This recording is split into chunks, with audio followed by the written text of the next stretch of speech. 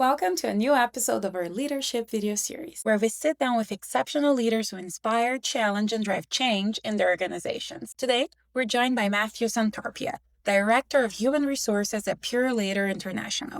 With a career spanning over 2 decades, Matthew has led both transformative initiatives in people, culture, and performance, navigating everything from workforce reengineering to union negotiations with transparency and trust. In this conversation, we explore how he balances strategic vision with hands-on leadership, aligns diverse teams behind a common goal, and develop future leaders ready to take on bigger challenges. Let's dive in. In your career, you've balanced both the strategic and tactical leadership. How do you decide when to step back and empower your team versus stepping in and taking a more hands-on role? I think the most important aspect of that is kind of assessing the complexity and the urgency of the situation. So if it's something that is operationally urgent as it relates to HR, because HR touches every single part of the business. It's something that's important enterprise-wide. We're a large organization with many different areas of focus. Then I will step in. It's that urgency aspect of it and complexity. But even that, I still try to empower the team. But there comes a point when you do have to step in to make sure we're moving the project forward. What strategies have you found most effective for aligning a large, diverse team around a common vision and set of goals?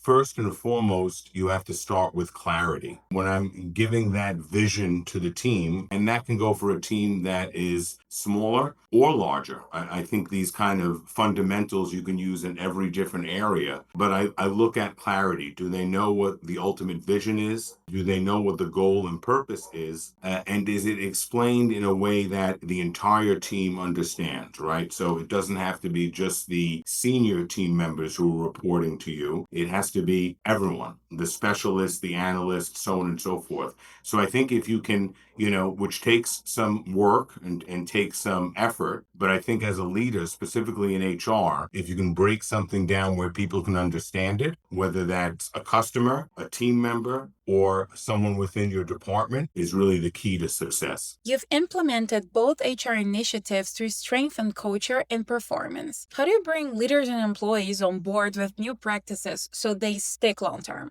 If you involve stakeholders, leaders, whatever you want to call them, early in the process, that's kind of your best defense for moving things along, right? So I like to involve people very early on, give them a scope and an idea, and then keep them engaged in every step of the process. Again, that takes effort, but if you have a large project or something that enterprise-wide is affecting many employees, and you're always keeping that sensitivity of the employee as kind of your utmost area to focus on. I believe that, involving leaders and stakeholders early on in the process, keeping them informed as, milestones are achieved is very important, to make that work for any size organization. When developing leaders within your organization, what qualities or habits do you look for that signal someone is ready to take on more responsibility? Well, for me, what I really look for, and it's become, kind of a buzzword, but it's accurate, is kind of the idea or concept of proactivity. So I'm looking for individuals that can take a project with those clear goals and guidelines and then kind of move that forward. And I think if they take ownership and they're proactive, and it can be either on a day-to-day task, it could be on a larger project, but for a leader, especially an emerging leader, I think that's very important because one aspect of any leader is that you're working on many different things, and you may not have the precise direction for every area, but as leaders, you set the tone. So it's our job too to take the ball, so to speak, and really run with it.